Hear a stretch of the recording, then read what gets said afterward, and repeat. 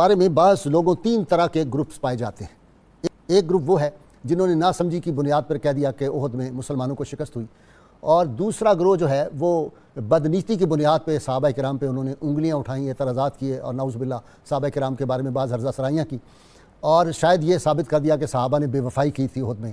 اور تیسرا گروپ جو ہے وہ سمجھتا ہے کہ جو احد کا میدان ہے یہ اللہ کے فضل و کرم سے مسلمان الٹیمیٹلی فتح یاب ہوئے، اللہ نے ان کو فتح دی، اور مسلمان اور صحابہ کرام وہ ہستیاں تھیں جن سے رب راضی ہوا، جو رب سے راضی ہوئے، اور جن کے خون کے ہر قطرے میں وفا تھی، اور وہ وفا کی داستان وہ رقم کر گئے۔ نہ آسمان کی آنکھ نے ایسے وفادار پھر دیکھے، نہ تاریخ کی کتب نے ایسے وفادار دیکھے۔ وہ موسیٰ علیہ السلام کے تھے حواری، جنہوں نے کہا تھا آپ جائیں اور آپ کا رب جا کے لڑے، ہم بیٹھ کے تماشا دیکھیں گے۔ یہاں تو یہ عالم تھا، بدر کے مشہور وہ فقرہ ہے صحابہ کرام کا کہ یا رسول اللہ ہم آپ کے دائیں لڑیں گے، بائیں لڑیں گے، سامنے لڑیں گے، پیچھے۔ اور احد میں کیا معاملہ تھا؟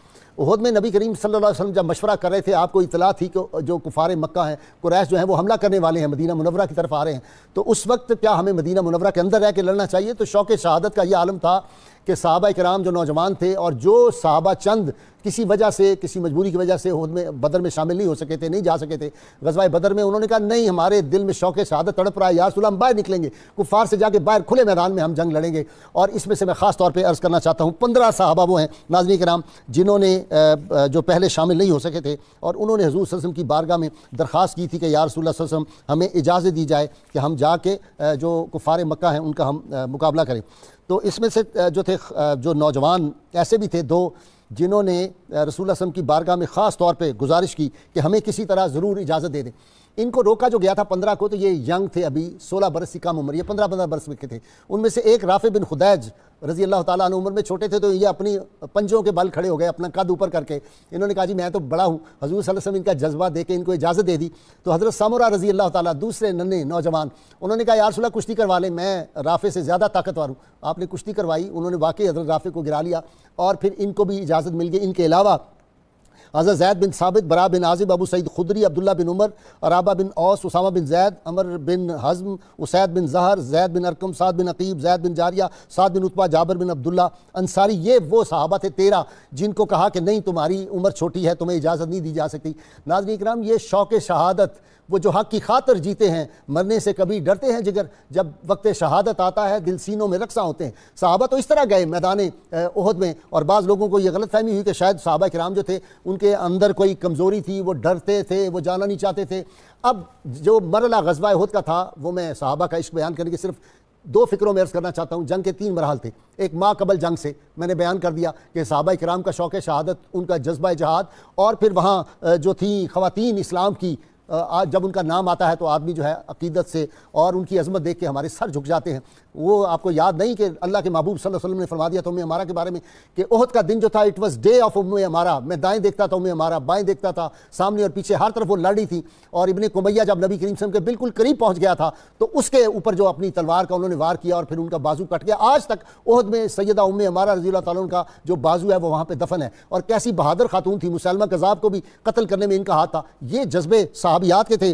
ام المومنین سیدہ عائشہ صدیقہ، حضرت انس کی والدہ ام سلیم، ابو سعید خدری کی والدہ حضرت سلید، حضور کی رضائی والدہ ام ایمن، جناب زینب بنت جہش جو تھی، حضرت حمنہ بنت جہش، حضرت زینب بنت جہش کی جو بہن تھی، حضرت صفیہ بن عبد المطلب حضور کی پھوپھی جان، اور سیدہ فاطمہ، یہ جنگ کے دوران تھیں۔ اور پھر وہ جو بنو دینار کی ایک عورت جس کا بھائی، باپ اور والد جو تھے وہ شہید ہو گئے، اور وہ ہر بات کہتی تھی کہ مجھے رسول اللہ صلی اللہ علیہ وسلم کا بتاؤ، میدان جنگ میں تھی خود بھی۔ تو انہوں نے کہا رسول اللہ صلی اللہ علیہ وسلم خیریت سے؟ انہوں نے کہا جب حضور کی زیارت ہو گئی تو پھر کوئی غم باقی نہیں، ان کے نثار کوئی کیسے ہی رنج میں ہو، جب یاد آ گئے ہیں سب غم بھلا دیے ہیں۔ تو یہ ما قبل جنگ، ما قبل غزوہ، درمیان میں پھر کیا ہوا، ذرا افراتفری ہوئی۔ صحابہ کرام کو وہ جو ایک جو انٹرپریٹیشن سمجھنے میں غلطی ہوئی کہ آپ صلی اللہ علیہ وسلم نے فرمایا تھا یہ جو پہاڑی ہے اس کو تم نے نہیں چھوڑنا، چاہے ہمیں یہ حالت ہو جائے کہ شکست بھی ہو جائے تم نے نہیں چھوڑنا۔ تو صحابہ کرام نے یہ سمجھا کہ اب تو جنگ جیت گئے، ہم جنگ جیت گئے، کفار بھاگ گئے، ان کی عورتیں بھاگ گئی، حتیٰ کہ ان کی پنڈلیاں نظر آنا شروع ہو گئی، وہ سارے بھاگ گئے، سب کچھ مال اپنا چھوڑ کے جو اسباب تھے، مال و اسباب تھا، تو پھر وہ گئے، انہوں نے کہا کہ چلے ہم بھی مال غنیمت جو ہے اس میں ساتھ مل کے سمیٹتے ہیں۔ اس کے بعد جو خالد بن ولید رضی اللہ تعالیٰ عنہ ابھی ایمان نہیں لائے تھے، انہوں نے جو پلٹ کے حملہ کیا تو اس سے وقتی طور پہ افراتفری ہوئی، لیکن دنیا میں یہ واحد مثال ہے کہ جب صف بندی ٹوٹ گئی ایک مرلے پہ، اس کے باوجود پھر صحابہ جس طرح جمع ہوئے، پھر دفاع ہوا، اور پھر سالار اعظم کائنات کے سب سے بڑے آپ صلی اللہ علیہ وسلم نے وہ جو ایک مرلہ تھا افراتفری کا، اس کو پھر فتح میں کیسے بدلا, کس طرح صحابہ نے اپنی جانیں نشاور کی, کیسے سعد بن ابی وقاص جو تھے اور طلحہ اپنے ہاتھوں پہ تیر سہتے رہے, ان کا ہاتھ جو تھا وہ بالکل ناکارہ ہو گیا تھا, کس طرح سعد بن ابی وقاص آپ صلی اللہ علیہ وسلم کی حفاظت کر رہے تھے کہ آپ نے فرمایا میرے ماں باپ تجھ پہ قربان. ناظرین کرام, احد میں جو معاملہ ہے, زیاد بن سکن آخری لمحہ ہے, حضور صلی اللہ علیہ وسلم نے صحابی کو بھیجا کہ جا کے دیکھ کے, انہوں نے کہا جی فلاں جگہ لاشوں میں پڑے ہوئے ہیں, بس آخری سانس لے رہے ہیں. جب آپ صلی اللہ علیہ وسلم پہنچے تو اپنے جسم کو گھسیٹ کر آپ صلی اللہ علیہ وسلم کے قدم پاک پہ رکھ دیا اور جان آفری کے سپرد کر دی.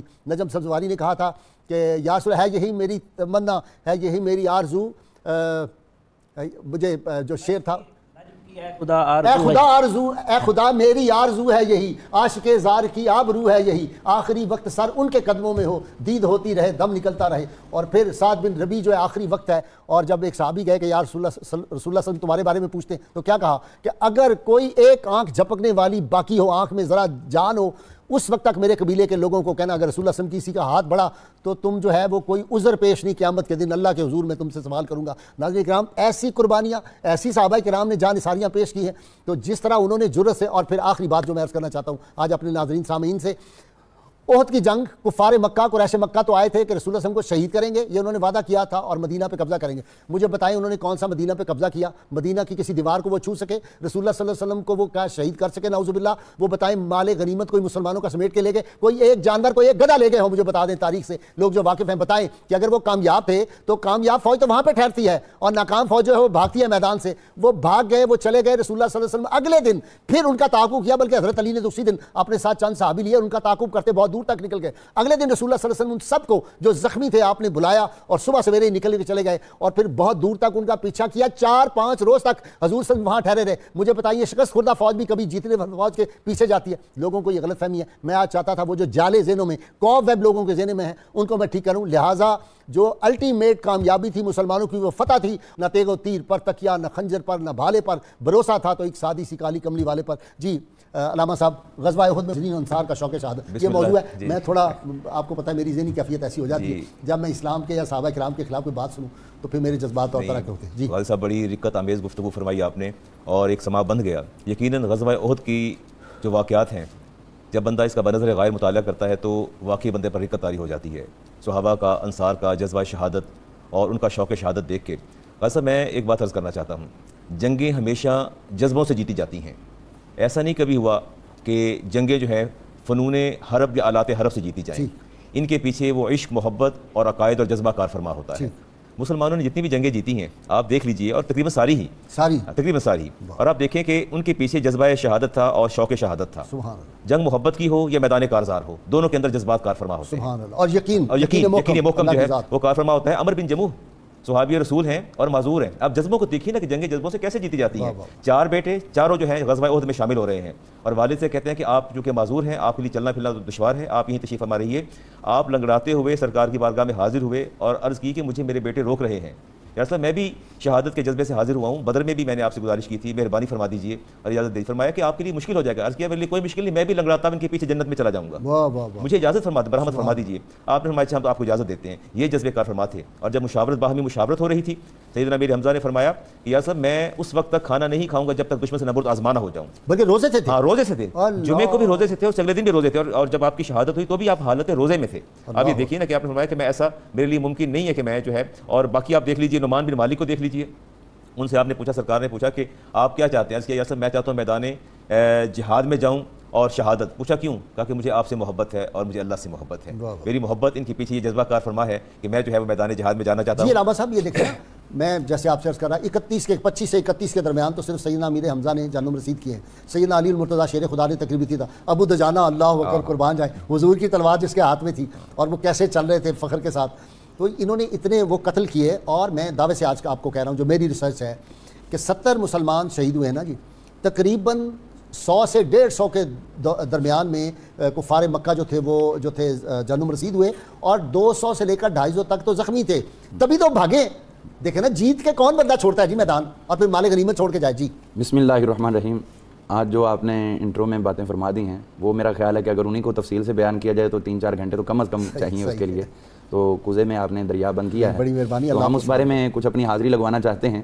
لیکن اصل مسئلہ یہ ہے کہ حضور صلی اللہ علیہ وسلم جنگ احد میں تشریف فرما ہے, اور آپ صلی اللہ علیہ وسلم نے جو صحابہ اکرام کو انکرج کیا ہوا ہے صرف اتنا ہے کہ عام جتنی بھی جنگیں اس سے پہلے یا اس کے بعد ہوئی ہیں اس میں اتنا نقصان نظر نہیں آتا مسلمانوں کا. یہ بات تو اس وجہ سے جو ہے کچھ لوگوں نے ادھر پکڑ لیا, وگرنہ ایسی کوئی صورتحال نہیں ہے. حضرت سیدنا سعد بن ربیع رضی اللہ تعالیٰ عنہ یہ قبا کی بستی کی طرف رہتے تھے, ان کی الگ زمینیں تھی, کافی مالدار تھے. تو جب حضور صلی اللہ علیہ وسلم قبا میں تشریف فرما تھے, وہاں حضرت سیدنا عباس رضی اللہ تعالیٰ نے ایک شخص کو بھیجا کہ یہ کفار مکہ تیار ہو گئے اور نکل رہے ہیں شہر سے آپ پہ حملہ کرنے کے لیے. اور روایات میں آتا کہ تقریباً 3 دن کے اندر اندر وہ قاصد جو ہے وہ مکہ مکرمہ سے مدینہ منورہ کے اندر پہنچا قبا میں, اور یہاں حضور صلی اللہ علیہ وسلم کو خبر عرض کی. تو حضور صلی اللہ علیہ وسلم کو بتایا کہ یہ آ رہے ہیں, تو آپ نے وہیں پر جو ہے وہ مشاورت شروع فرما دی. اور حضرت سعد بن ربیع رضی اللہ تعالیٰ سب سے پرجوش تھے جنہوں نے یہ حضور صلی اللہ علیہ وسلم, اور یہ مشاورت اوپن نہیں تھی بلکہ اسی ایک کمرے کے اندر, جی, تو آپ نے وہاں پر منع کر دیا کہ یہ بات جو ہے باہر کسی کو بتانی نہیں ہے. تو حضرت سعد بن ربیع رضی اللہ عنہ جب نکلے تو کچھ لوگوں نے پوچھا, آپ نے نہ بتایا, آپ کی بیوی نے پوچھا تو آپ نے ان کو بھی نہ بتایا. تو وہ کہنے لگی کہ آپ نے تو نہیں بتایا, حضور سے بات کی, لیکن جو باتیں ہو رہی تھی وہ میں نے سن لی ہیں. تو آپ نے اس وقت اپنی زوجہ پہ زندگی میں بہت پیار کیا, محبت کی, لیکن وہاں پر سختی کی کہ حضور صلی اللہ علیہ وسلم نے فرمایا لہٰذا تمہاری زبان سے کسی اور کے لیے یہ جملہ نہ نکلے, میرے آقا کریم علیہ السلام کی وفاداری ہر حال میں ضروری ہے. اور پھر ان کا یہ معاملہ دیکھیے کہ جب جنگ احد کے اندر آپ درجہ شہادت پہ فائز ہو رہے ہیں, یہ آج جو ہم گفتگو کر رہے ہیں اس کے لیے ایک سنت طریقہ بھی موجود ہے, اور وہ یہ ہے کہ جنگ احد کا حال بعد میں خود حضور صلی اللہ علیہ وسلم نے جنگ احد کے بعد حضرت سعد بن ربیع کے گھر کے اندر جا کے بیان فرمایا تھا. جنگ احد کے پورے احوال آپ نے وہاں پر بیان کیے, حضرت سعد بن ربیع رضی اللہ عنہ کے حوالے سے ان کے گھر میں بیان کیا. اور یہاں میں وہ عرض کرنا چاہتا ہوں, جب آپ نے خود دیکھا کہ ایک وادی کی طرف 12 نیزے اکٹھے جو ہیں حضرت سعد بن ربیع کے اوپر پڑ رہے ہیں اور آپ ان کے سامنے جو ہے وہ پوری مجاہدانہ انداز میں لڑائی کر رہے ہیں, تو اس کے بعد جب حضور صلی اللہ علیہ وسلم نے محمد بن مسلمہ رضی اللہ عنہ ان کو بھیجا, کعب بن اشرف کو جہنم رسید کیا, یہ چچا تھا کہ ماموں تھا؟ یہ ان کا ماموں تھا. تو ان کو بھیجا تھا وہاں پر, یہ جب گئے اور وہاں پر امام واقدی نے بڑا ایک منظر بیان فرمایا. آپ فرماتے کہ انہوں نے آواز دی جا کر کہ سعد بن ربیع, کوئی آواز نہیں آئی, کوئی جواب نہیں آیا, لیکن پھر انہوں نے کہا سعد بن ربیع مجھے رسول اللہ صلی اللہ علیہ وسلم نے تمہاری طرف بھیجا ہے. تو جیسے ہی سرکار کا نام پڑا تو ایک نحیف کمزور سی جسمانی طور پر کمزور آواز ایک جھاڑی کے پیچھے سے آئی. حضرت سعد بن ربیع رضی اللہ عنہ تڑپ کے کہنے لگے کہ میں ادھر موجود ہوں. تو یہ پھر وہاں پر گئے. اب آپ دیکھیے کہ آخری وقت ہے زندگی کے ساتھ ہیں اور تڑپ جو ہے وہ تو اب آگے کا رستہ ہے, لیکن جیسے ہی سرکار کا نام پڑا تو جسم کے اندر قوت بھی آئی اور آواز پہنچی, اور وہاں پر جا کر حضور صلی اللہ علیہ وسلم کا انہوں نے سلام پیش کیا کہ سرکار نے آپ کو سلام دیا اور فرمایا, پوچھا ہے آقا نے تمہارا حال کیا, تمہارا حال کیا, اور اسی بات پہ وہ تڑپ اٹھے. اور آپ نے یہاں پر یہ بات ارشاد فرمائی